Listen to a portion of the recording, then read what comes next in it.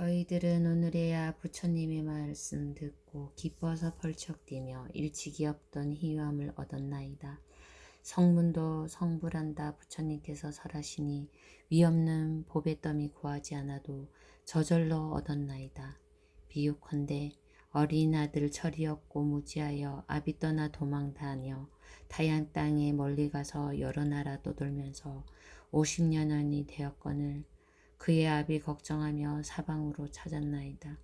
찾고 찾다 지친 끝에 어떤 성에 머물러서 큰 집 지어놓고 오용락 속에 빠져 지냈는데 그 집 주인 큰 부자로 여러 금과 은과 자거와 만호와 진주와 유리며 코끼리 말소 양과 가래 가마 수레들과 농가 밭에 하인들 문객들도 많았으며 들고 나는 이익들이 타국까지 두루 퍼져 장사치와 고객들이 이곳저곳 문정선시 천만억의 사람들이 주위에서 떠받들고 왕이나 왕족들마저 항상 그를 우대하고 신하들과 호족들도 다같이 존경하니 이런저런 인연으로 오고 가는 사람 많았나이다.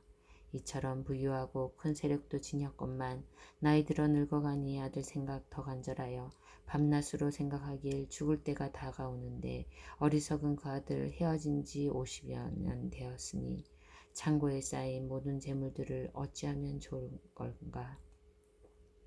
그 무렵 궁한 아들 옷과 밥을 구하려고 이곳 저곳 골로 이 나라 저 나라로 어느 때는 얻어먹고 어느 때는 얻지 못해서 굶주리고 야인데다 몸에는 옴과 버짐이 생겼으며 이곳저곳 다니다가 아비 사는 성에 다 품을 팔고 전전하다 아비 집에 이르렀나니 그때 부호 장자 자기 집 문 앞에서 보배 휘장 둘러치고 사자자에 앉았는데 권석들에 둘러싸여 하인들의 시중 받건을 어떤 사람 금과 은 각종 보물들을 계산하고 들고 나는 재물들을 장부에 기록했나이다.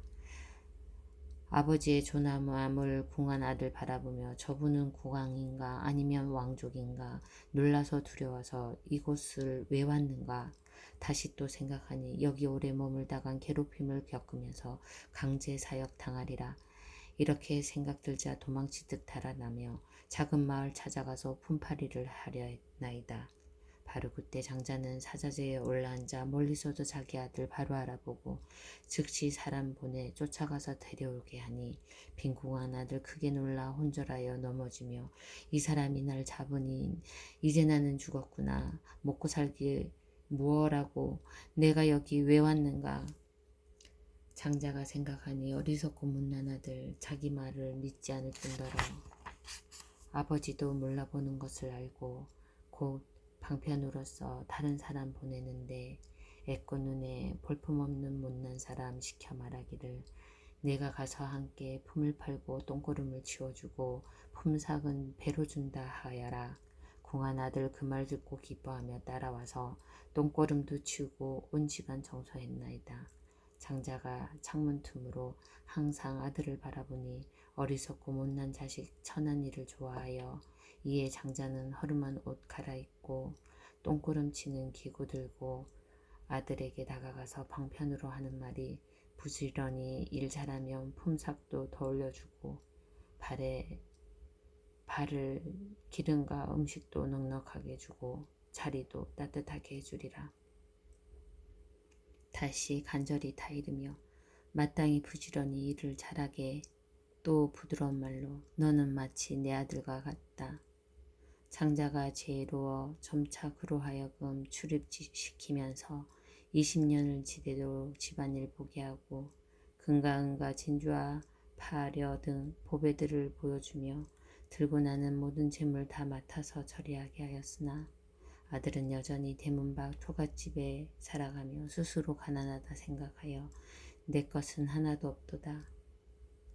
아버지는 점차 아들의 마음 넓어짐을 알아보고 재산을 물려주려 친족들과 국왕 대신 찰리 거사들을 모아놓고 대중들에게 말하되 이 사람은 내 친의 아들로 나를 떠나 타양 가서 50년을 지내다가 우연히 나를 찾아와 만난 지 20년이 지났구려.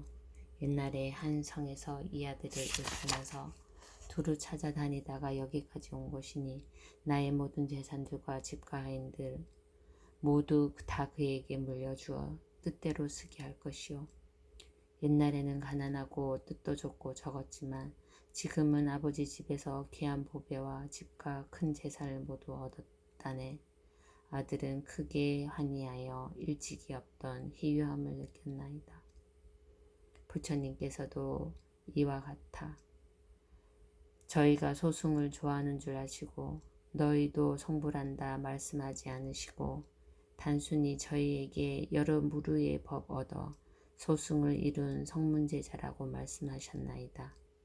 부처님이 저희에게 위 없는 진리 설하시며 이 법을 닦는 사람 반드시 성불한다고 하셔서 저희들은 부처님의 가르침을 받들며 보살들을 위하여 온갖 인연과 비유와 갖가지 말로써 위 없는 진리 설한나이다.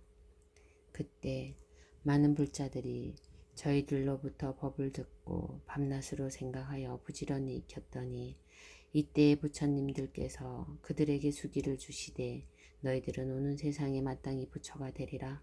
모든 부처님들의 비밀스러운 법을 보살들만을 위한 참된 실상 연설해주고 저희 자신들을 위해서는 참된 이치 설하지 않았으니 마치 적이 궁한 아들이 아버지를 가까이 모시고 비록 모든 살림 맡았으나 가질 마음 전혀 없었듯 저희들도 부처님의 보배 법정 연설하지만 내 것으로 삼으려는 뜻 없었으니 또한 이가 같았나이다.